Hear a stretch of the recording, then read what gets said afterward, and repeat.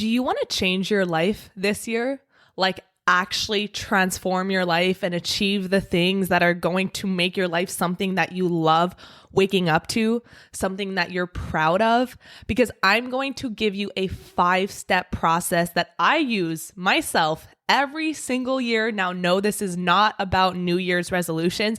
This is a process that I use every year to create a life that is intentional so that I know exactly what I want to focus on and align all of my actions in the upcoming year so that I am intentional. I am the creator of the things that I want to achieve.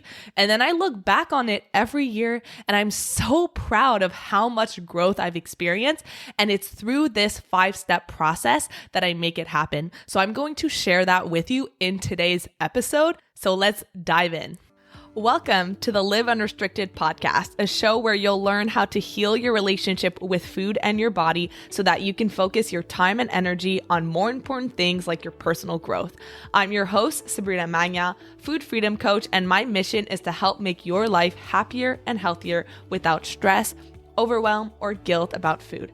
If you love the show, please do go out and share it. And if you're looking for support with your relationship with food, details about my programs are in the show notes. Thanks for spending time with me today. Now let's jump in. All right, so it's that time of the year where everyone is talking about New Year's resolutions, about the things that they're going to do this year and how things are going to be different. And I'm sure that you've told yourself this before. And if you're listening to this podcast and you're feeling stuck, you feel like you have set the same goals time and time again. Maybe you feel unhappy in your life, you feel stagnant, and maybe you're in your mid-age and you look back and you're like, I haven't accomplished what I wanted to accomplish. And maybe you have spent so much time jumping from one diet to another, thinking about food, trying to shrink your body, and you haven't actually had the time to focus on things that actually matter to you. This episode is going to be for you. I'm going to take you through a process. And so I recommend that you take out a pen and a piece of paper and do this on a day or especially like a night. I don't know about you. I just get really creative at night on a day where you can be by yourself. You can feel inspired. You don't have the kids running around yelling. If you can, like, do it after they've gone to bed, set the mood, put the candles on, put some like nice, relaxing meditation music if you need to. Because when you do this exercise, you want to connect to your highest self.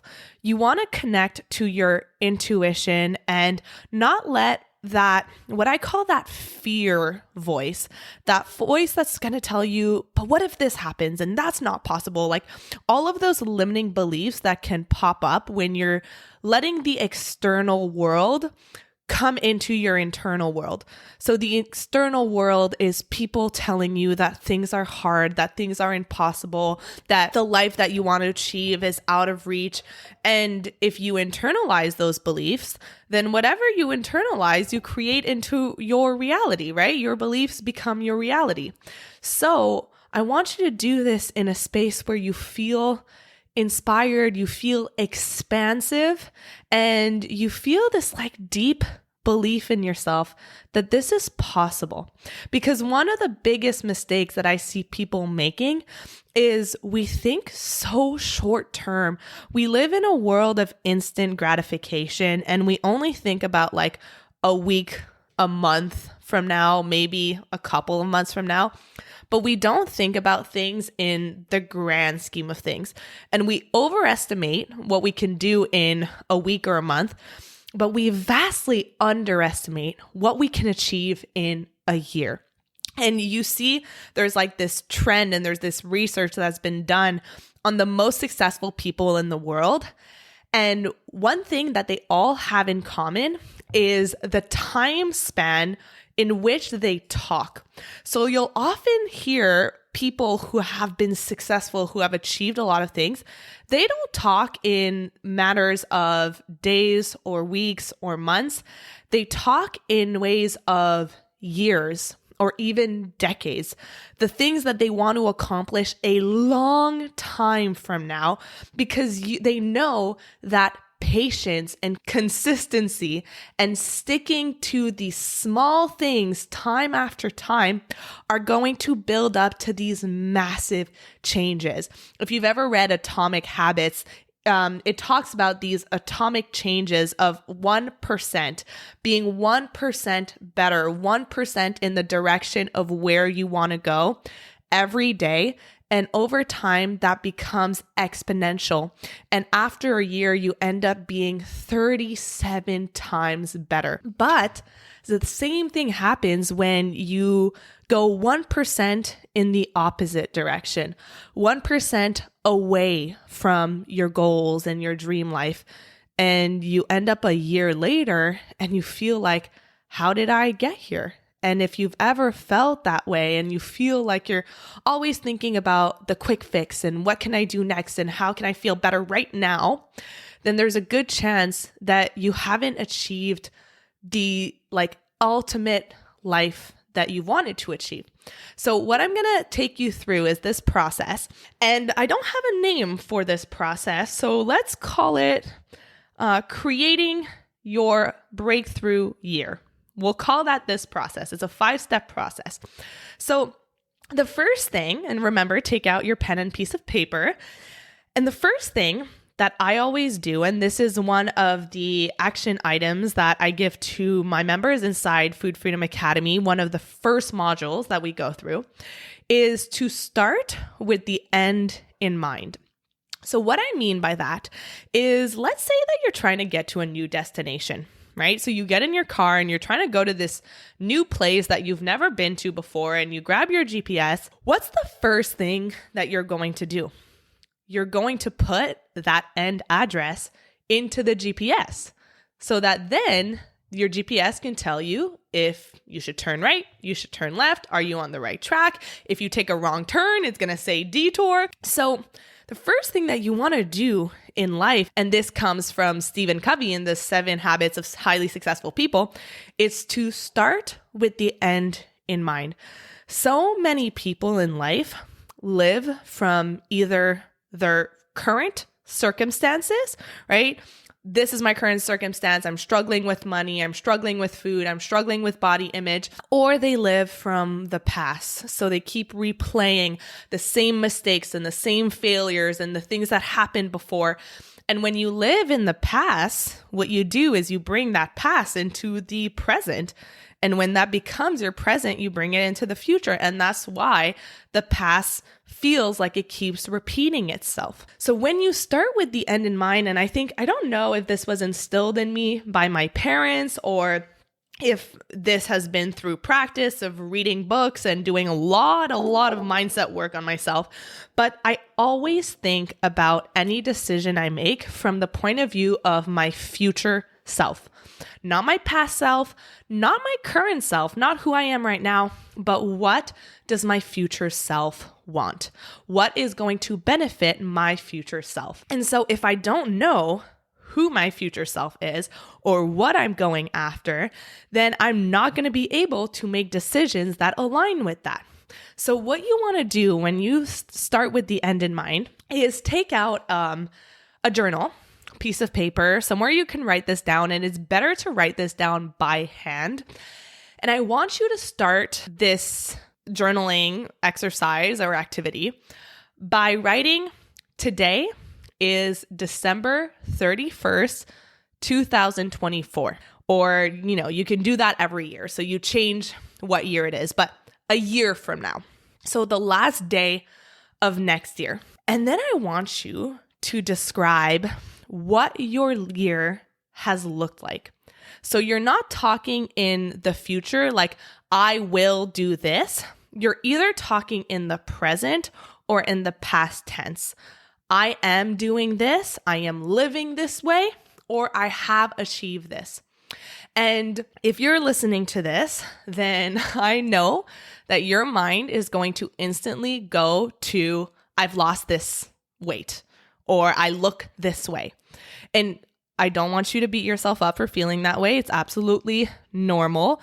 you've lived either your entire life or the majority of your life as having weight loss and looking a certain way and shaping your body as your ultimate achievement, because that's what diet culture wants you to do.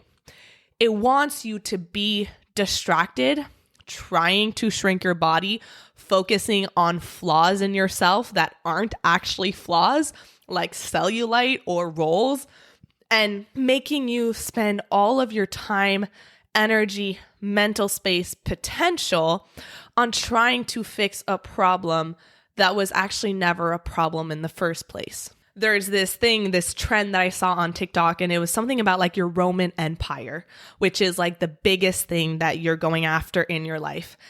And I was thinking about what a lot of women's Roman empires were, and it was probably achieving a certain weight.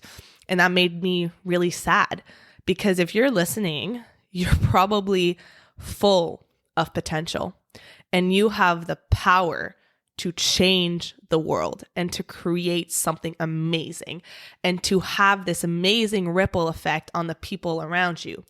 I always say that if I hadn't healed my relationship with food and my body and broken free from diet culture, I would have never had the mental space to start this business. And when I started this business, not only have I been able to help hundreds and thousands of women and change people's lives, but I've been able to do that with people who aren't even my clients, who aren't even struggling with the relationship with food and their bodies. Because when I work on myself and I feel empowered and I do this mindset work, I'm able to help the people around me who are themselves getting stuck in their limiting beliefs and not believing that they can create this amazing life that they want to create. And when I help these women in my program, they then have a ripple effect. They then have that effect on their kids. I mean, today during one of our calls, one of the members in the academy, one of the big reasons why she joined the program is because she wanted to be able to help her kids heal their own relationship with food and their bodies. And she felt this guilt that she was the reason that she passed that down to her kids. And so it was really important for her to be able to help herself so that she could help her family. And we get on the call today and she's telling us how they used to never eat dinner together because dinner was such a stressful time in the family because everyone wanted to eat something different, and she was so strict and rigid and anxious around food that it made eating dinner together just like this really unpleasant experience. And so the kids never grew up with like these good habits around food of enjoying and connection. And then on top of that, not knowing how to teach her kids like what a positive association with food was like. And so she came on today's call and she was saying, we have been eating dinner together 3 times a week. And this is in a family where people are doing sports and activities. And she was like, I never thought that this would be possible. And she's teaching her kids what like nourishing your body and not feeling guilt and shame and needing to hide her food. Like she's teaching this to her kids, and it's breaking this generational dieting trauma. And so the ripple effect of doing this work on yourself, it cannot be underestimated. So I don't even know how I got into this little tangent, but I do think that it was important.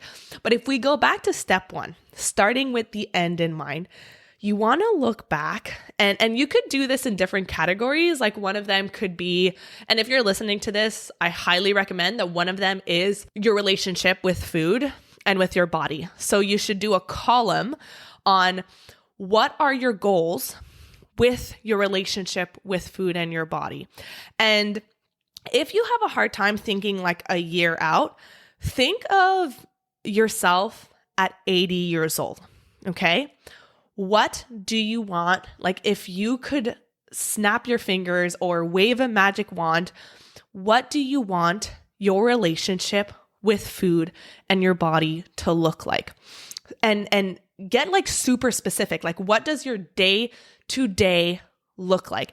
And don't let your fear voice, those limiting beliefs come in and say, that's not possible. You failed at this. You can't do this. Just imagine that voice, just shut it down for just 1 second as you let your mind get inspired.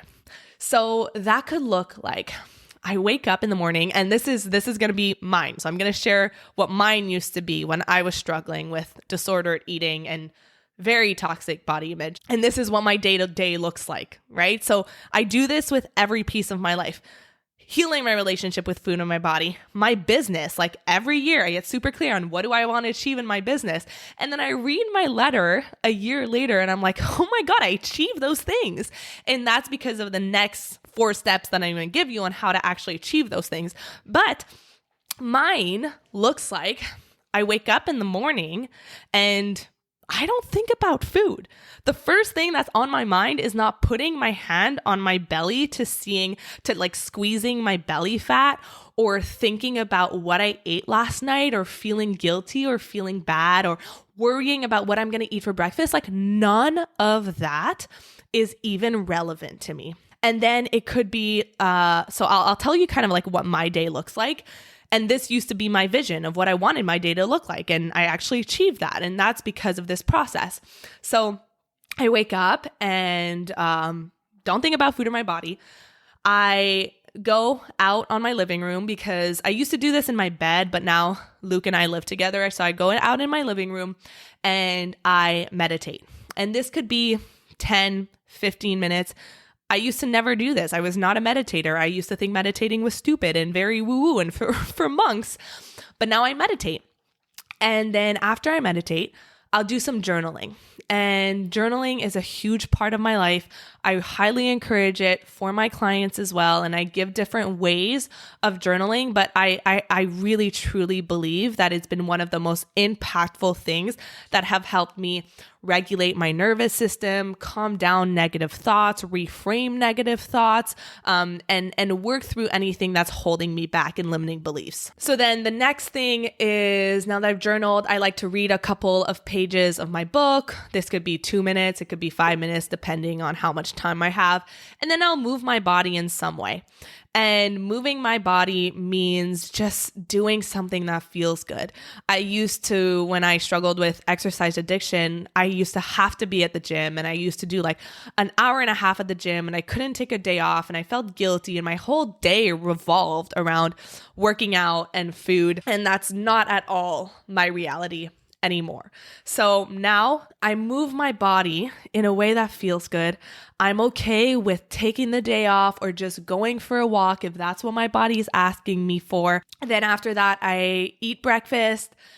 Again, I don't measure my food anymore. I don't put it on a food scale like I used to. I mean, I used to be so obsessive about every single gram and calorie that I used to eat, and I used to track it into MyFitnessPal, and that is so, I don't even use my food scale anymore. MyFitnessPal is so gone. It's not on my phone.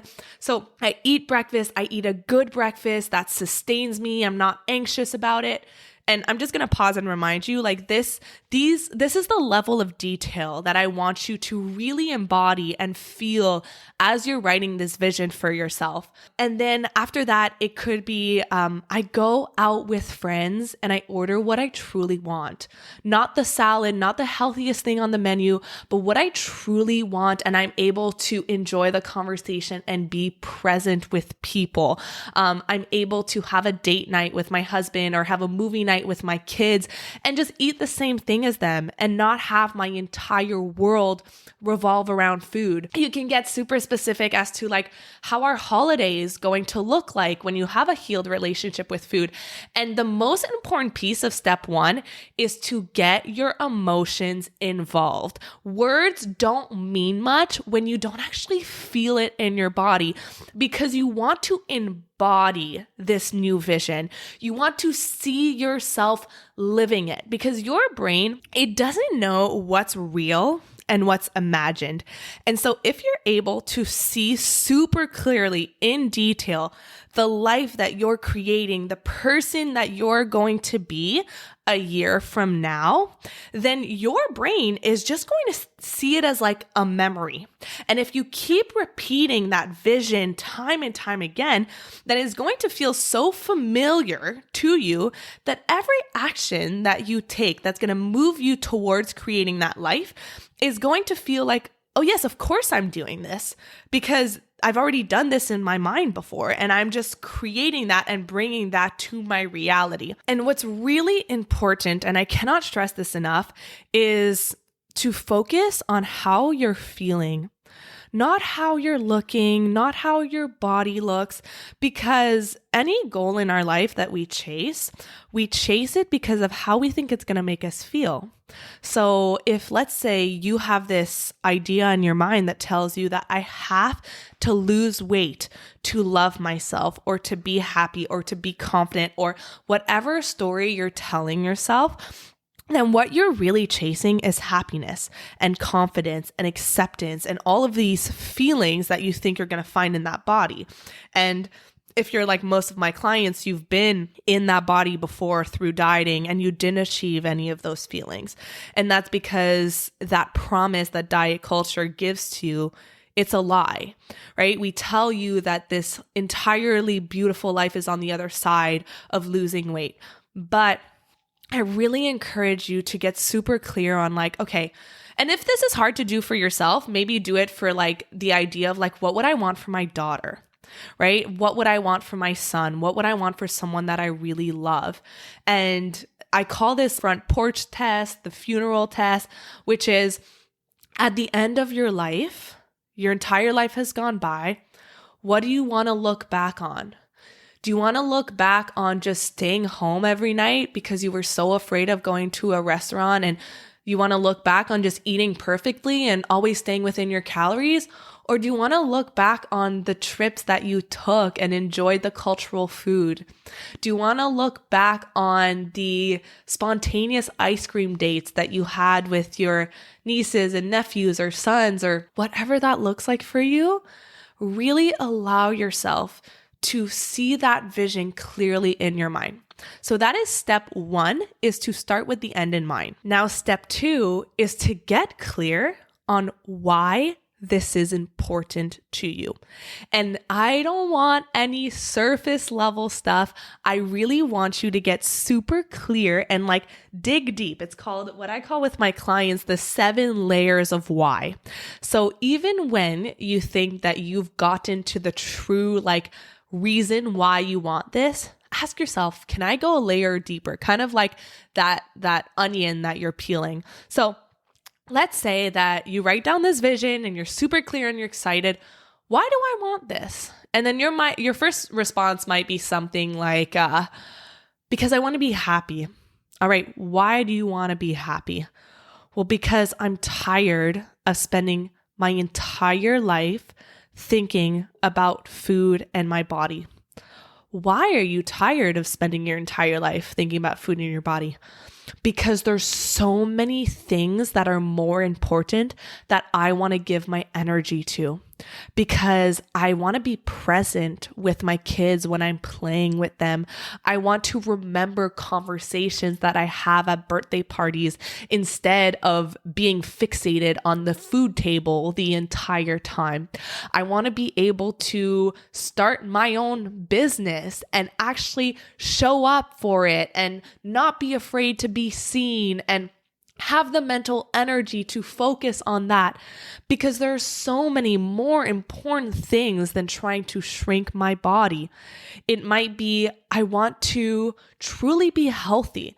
I want to feed my body enough. I want to stop restricting, and I want to have my period back or my energy back or be myself again. I've spoken to a lot of women in the past couple of weeks who are joining the academy, and a lot of them have said that they feel like they've lost their personality because they're so anxious, they're so rigid, they're so controlled that they're not truly being themselves.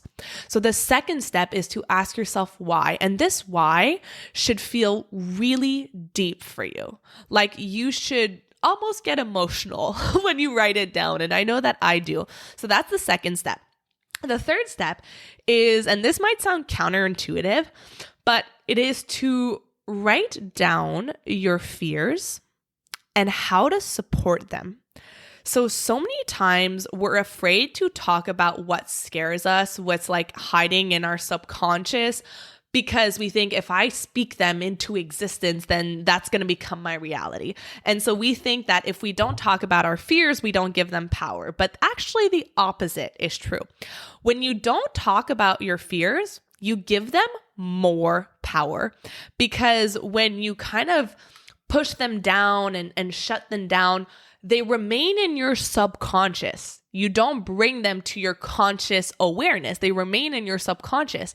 And so what happens there is you're not able to work through them, and your subconscious drives the show. We think that our conscious mind is like super smart, but your conscious mind, which is the things that you know that you know. So for example, if you've ever felt like, I know what I should be doing, I'm just not doing it, that's your conscious mind working. And the I'm not doing it, that's your subconscious mind, because something is blocking you. You might know that you need to heal your relationship with food and your body, but your subconscious mind, something is holding you back. And then you feel that resistance, you feel that tension. You're like, God, I feel so stuck, and yet I'm not doing anything about it. Your subconscious mind drives the show, because your subconscious holds your beliefs, your experiences, your identity, your fears. And so if you don't bring your fears to your conscious awareness, they're going to keep running your life. So you want to bring your fears to the surface. What are the fears that are coming up for you? I'm scared I'm going to gain weight. I'm scared I'm going to lose control. I'm scared I'm never going to eat healthy food. I'm scared I'm going to become unhealthy. Just write them all down and allow yourself to write them from a neutral perspective. Don't judge your fears. Write them down. They're valid. All of your thoughts, all of your emotions are valid. And so I have fears in my own business that I write down on paper, and I'm like, it sounds so silly when I write them down, when you bring them to the conscious awareness, but they're there. And so even if they're silly when you say them out loud, even if they don't make sense, they're there. They're true for you. So write them down. And then how to support them. So that means when this fear comes up for you, I actually have a 4-step process in the academy to work through your fears. But when your fears come up for you, how will you support yourself? And I'm not saying overcome them. Fears are always going to be there. And I have this like mental imagery that I give to myself when I find myself getting in my fear in my business, because I'm always forcing myself to get uncomfortable. And when you're doing something that you've never done, then you are obviously just going to feel that discomfort, because it's stepping outside of your comfort zone. It's stepping outside of something that you know. It's not certain, therefore it is scary. Even if it's not certain, even if it is scary, it doesn't mean that it's not the best for you. And that's something that I keep reminding myself. So I have this visual whenever I see my fear creeping up, is I see myself putting the fear in a backpack that I put on my back, and I carry it with me as a companion. I don't see it as something I have to get rid of. I don't see it as something that's wrong. I say, all right, fear, I see you.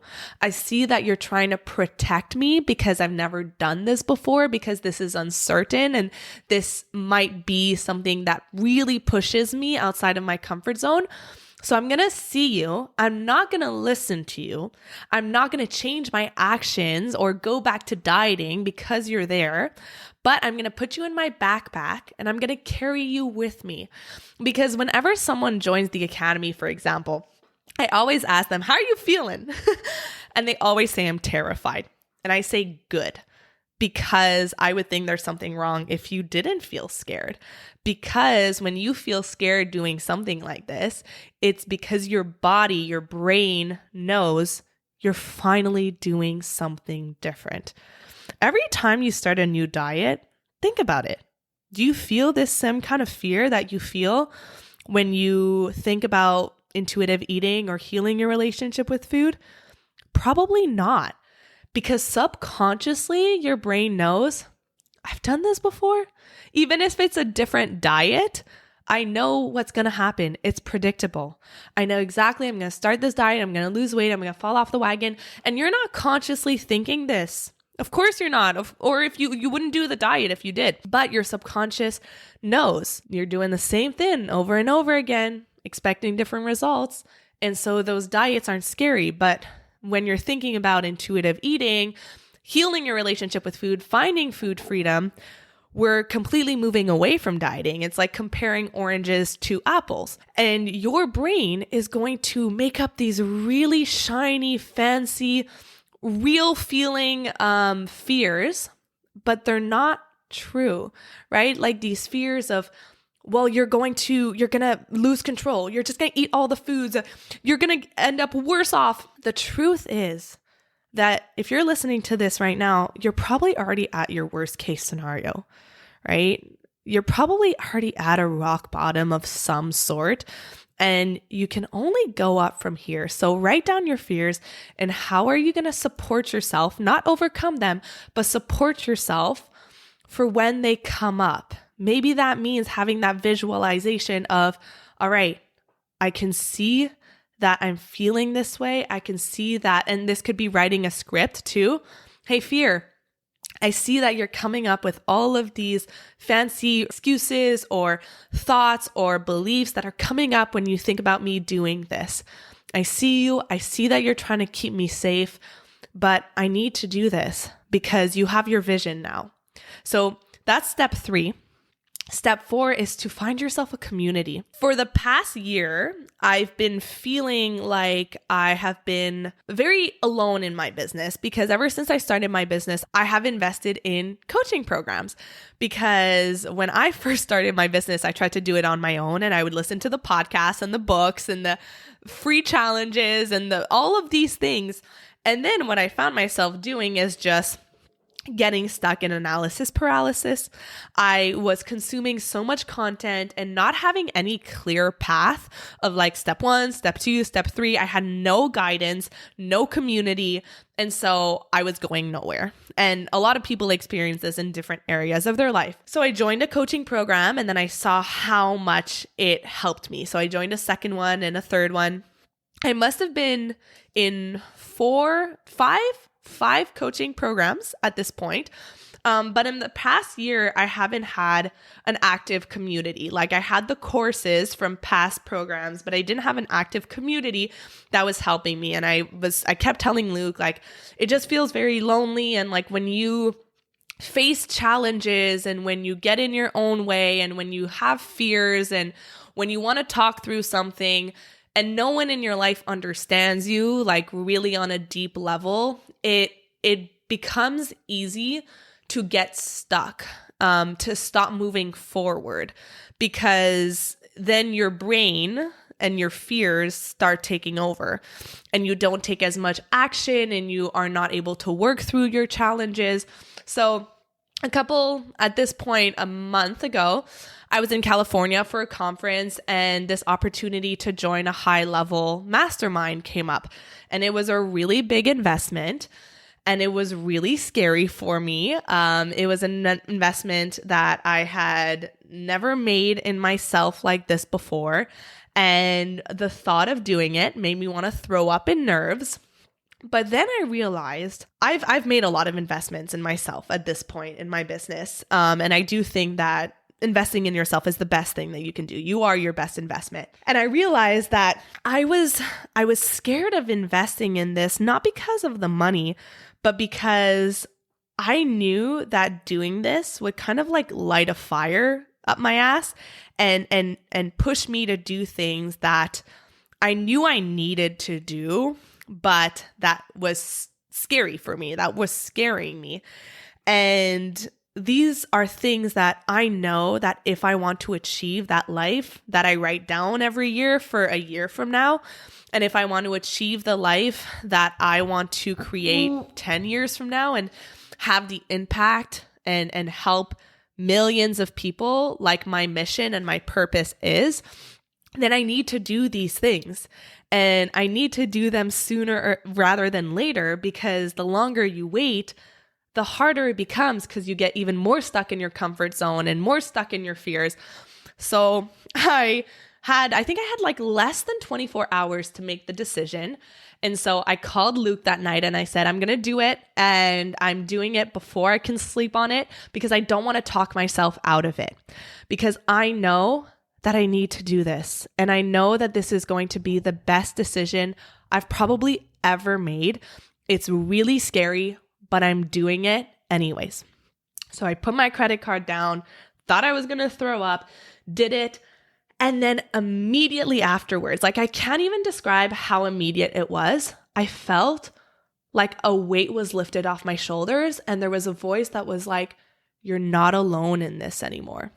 Because now for the next 12 months, you're going to be surrounded by a group of high-level online business owners, CEOs, entrepreneurs who know exactly what you're going through, who are going to be able to support you through your challenges and give you advice and be there for you. And I just felt this amazing shift in energy. And I know that when you're struggling with your relationship with food and body image and disordered eating and dieting, there is so much shame and isolation that comes along with it because you think you're alone. You think you're broken. And so maybe there's a few people in your life who you can talk to about it. Maybe they're struggling just as much as you do, or they don't really understand you. Maybe you can talk to your partner about it, but your partner has never really had food or weight issues. So like they're trying their best to support you, but they don't really know how.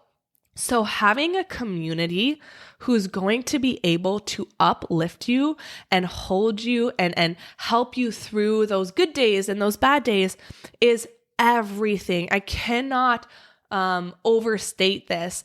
I started my business for the first year and a half doing one-on-one coaching. So I was taking on private clients, and then my calendar was just getting too full and I couldn't do it anymore. So I decided to do a group coaching program, and there was a lot of fear there too. And I pushed through that fear and did it anyways.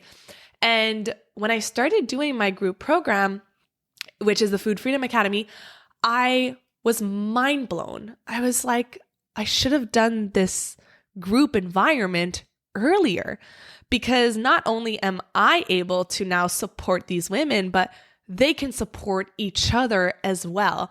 And they can demonstrate this level of understanding and compassion and kindness. And it's really amazing to see. And the community aspect can take you so much further than you could ever do it on your own. So that's the fourth thing is now you have your vision and you know what you want to achieve and what it's going to take. Then you know your why. You've written down your fears. You found yourself a community to hold you accountable and to make sure that you're really following through on this vision. And then the last step of this 5-step process to creating the amazing life that you want is to align your actions with this vision, right? Because if you have ever heard about manifestation and you think that manifestation is just you put it out into the world and you put it on your vision board and everything, you just wait and it will happen to you, that's not the case. Because a really big piece of manifestation is the action piece, the law of action. So now that you know what your life is going to look like a year from now, what are the actions that are going to get you there? So for example, for me, I already knew what I wanted my life to look like a year from now, at least business-wise. I still have to sit down at this point and get clear on like, okay, socially and relationships and my family and all of these other aspects of my life. And I encourage that you do this with other aspects of your life, but like the important column is like the relationship with food and your body, because your relationship with food and your bodies are your most important relationships in your life. They affect every single area of your life. There's no other relationships that are going to affect your career and your self-esteem and your mental health and your physical health and your relationship and your partnership and your family. Like no other relationships have this kind of impact on every area of your life, like the one with your relationship with food, your body, and yourself, really. So I can't remember what my train of thought was there. Oh, yes. So I got super clear on what my business vision was for next year. And so the last step is, okay, now take action on it. And when I was presented with this opportunity to join this mastermind, it was a no-brainer. And yes, it was scary, but it was a no-brainer because the universe put it in front of me and was like, all right, you said this was your goal. Here it is. And so I can't remember who it is. I think it's Jen Gottlieb who calls it these unicorn opportunities that kind of show up in your life. And if you don't grab them and you just kind of let them go, you don't know when's going to be that next unicorn opportunity that just kind of seem to show up at the perfect time for you. So that last step is to align your actions with that vision. And any action that does not align with that vision does not get taken.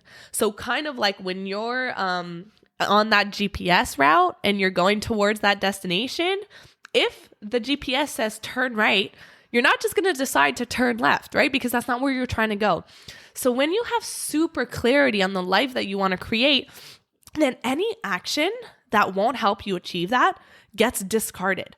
So if, for example, your cousin comes up to you and starts telling you about this new diet that she's trying, and your initial voice goes, oh my God, maybe I should try it.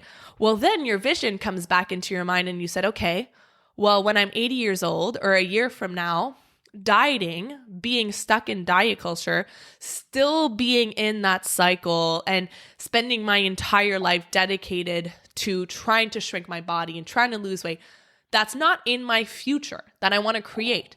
Therefore, I'm not going to do it now.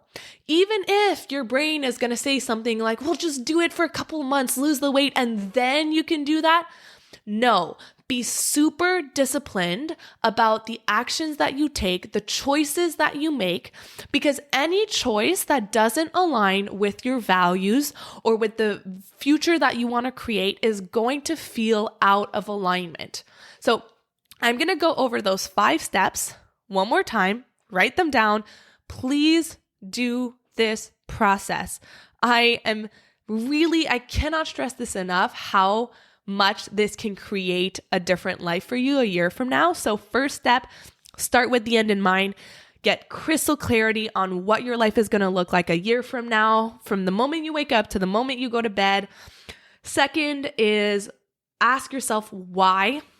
This is so important, and ask yourself that question 7 times if you need to get to that root reason. The third is write down your fears and how you will support those fears, not overcome them. Fourth is find yourself a community, a support system, people who are going to be there for you. Don't try to do this alone. And then fourth is align all of your actions this year.